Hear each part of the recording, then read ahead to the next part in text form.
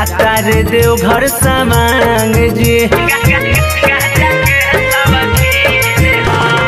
ये बाबा दे हब ध्यान जी, जाता रे देवघर सामांग जी। कतनो हम करे नी माना, बाकी वो पी ले भांग जी। नशा में आ जाला कहीं पता जाला, रातों के कहे कि दिन है। ये बाबा हो बलमुआ हमारो गाजा के शौकीन है।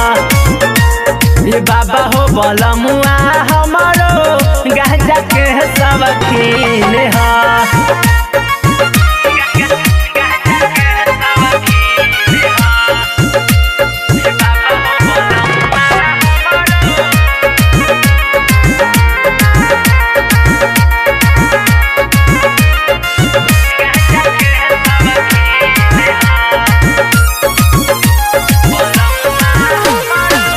कतना बेरा चिहलाम फोरन छीन के, पता ना कहाँ से लावे कीन के।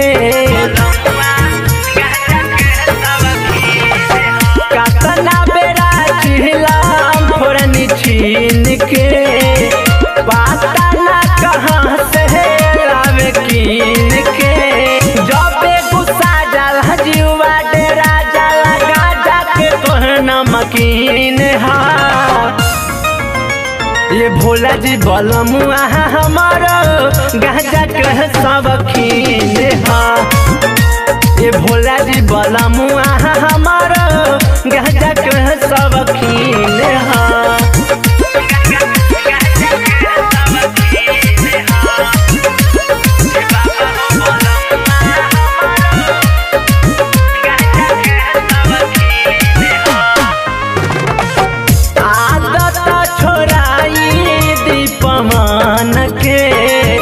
बेचा दी किशोर पूरा धान के,